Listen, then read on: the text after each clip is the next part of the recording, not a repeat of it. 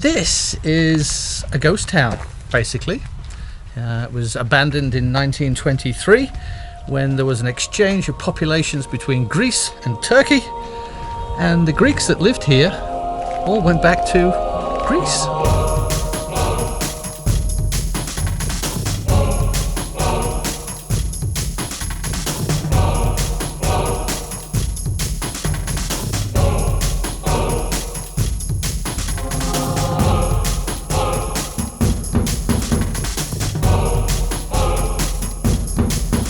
What we see all through this hillside in front of us is the remains of their houses. Yeah, and the place that we're standing in is called Kayakoy, and it's a UNESCO heritage site. And so that people could move on from the sadness that this caused, it's now a heritage site for peace and harmony. Goodwill, and yes. Goodwill. We're going to have a wander around, and if we find a good spot, we'll get the drone out. Because I think it'd be great to drone this. Yeah. We've got no food. Very vocal. Do you want to be our guide? You can take us round. Eh?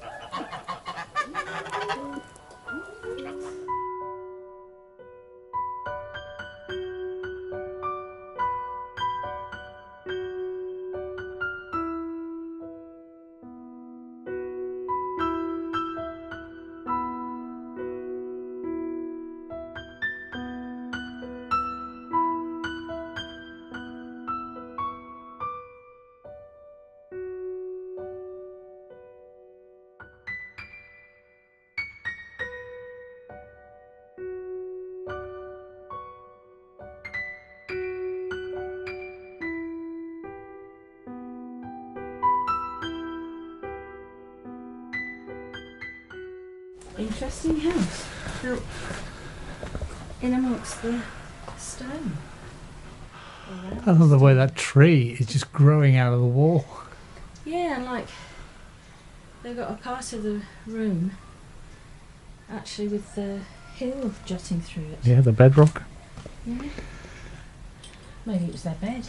Oh, you're so funny. Just gonna get my So this from my hand funny. candy.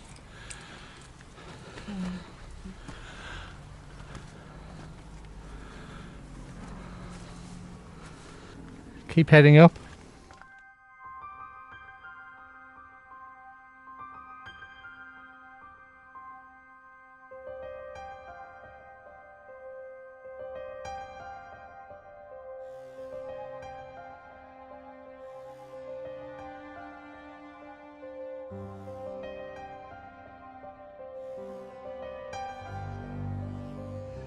Because there was no springs or creeks here to supply water to the village, each house used to collect its own runoff rainwater from the roofs and collect it in a cistern next to the house. So each house has a cistern next to it.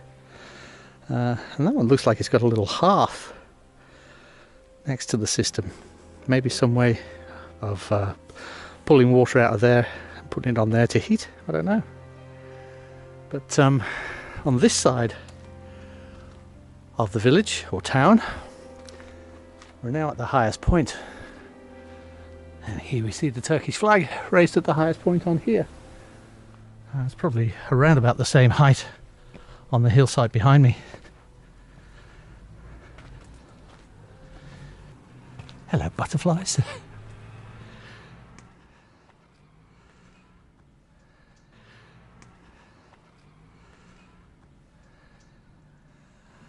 Good commanding view of the valley, which I'm assuming doesn't flood because there's a lot of houses down there.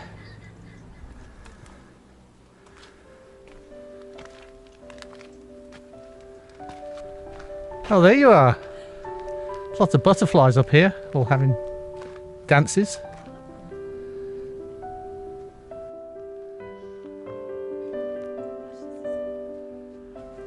You can see our rent-a-car from here, right down there, just over that wall.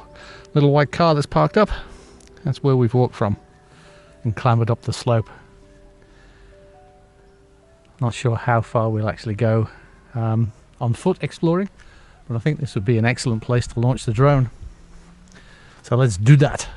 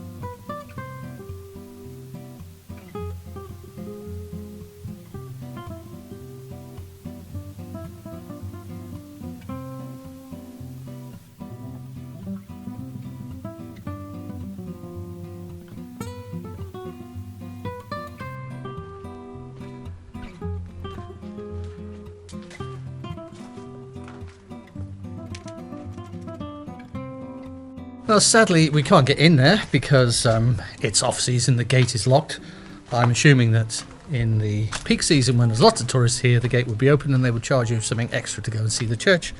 It's a shame because that's the only building in the whole of this town or village that's actually still got a roof on it, because it was made of stone, possibly a vaulted roof, whereas all the rest of these buildings had wooden roofs, and they've all gone over the 90 odd years that they've been stood standing here, left open to the elements.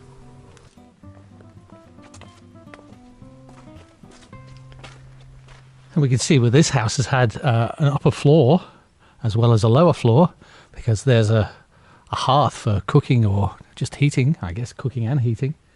Obviously it's all rotted away, and you can see inset into the wall the little holes that the wood and floor supports would have gone into.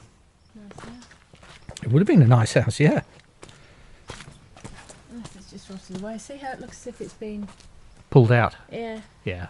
Used, I'm guessing the local people decided that the wood was too good to be just left there to rot and used it for building themselves. Yeah. I mean, you know, why not? Why bother cutting down trees and hewing the wood into planks or whatever if the stuff is already sitting there not being used? I love the way these trees just grow out of the side of the buildings, and this is forcing that wall apart. Yep. Did it say what the population of this place was? I'd have to do a Google search on that. Okay. Well, we can put that on the screen because it's very big and there's a lot of houses, so you would expect maybe what, minimum 4 persons per house, maybe more.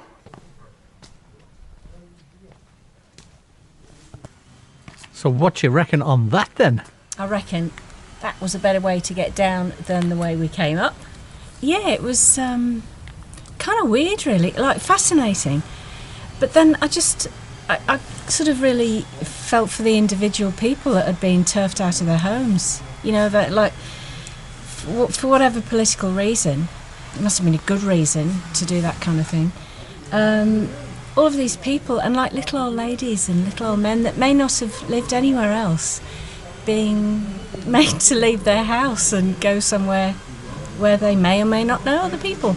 I mean, young people may find it really exciting and the opportunity for, you know, new adventures.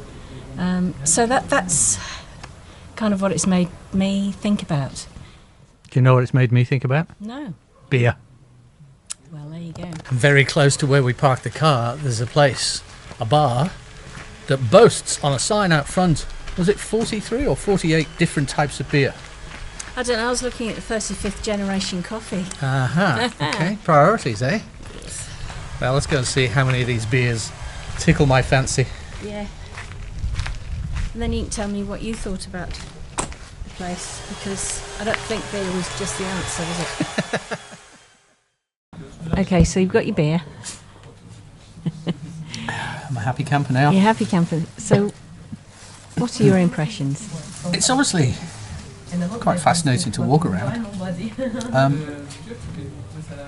And like you said, it must be pretty terrible for the people who had to, or forced to leave.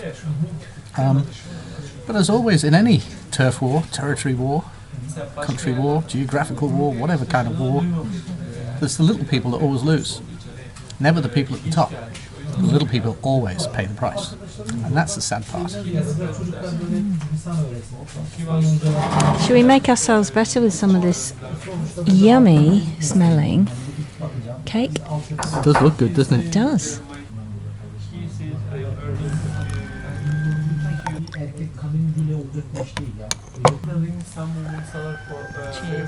Cheers. Probably just waiting for us to drop some. I reckon pick it up, put it in there.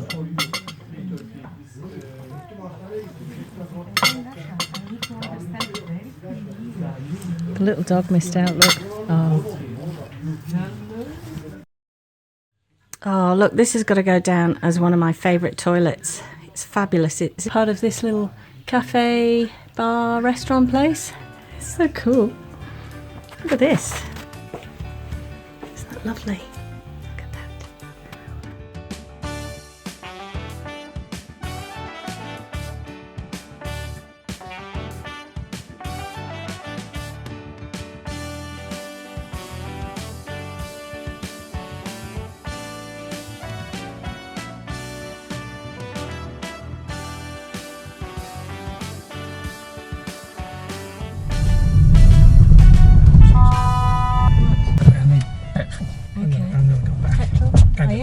Okay.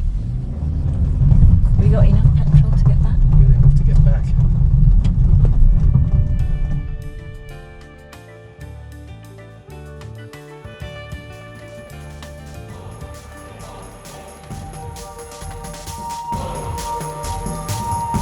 If you've enjoyed this video, give us a thumbs up as it really helps.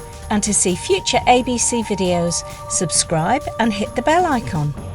Next week on Sailing ABC, Baz gets help sawing off the stainless steel shackle, treats the rust under the windlass and puts LED lights in the galley, while Ansha gets to grips with mildew on all of the hatches.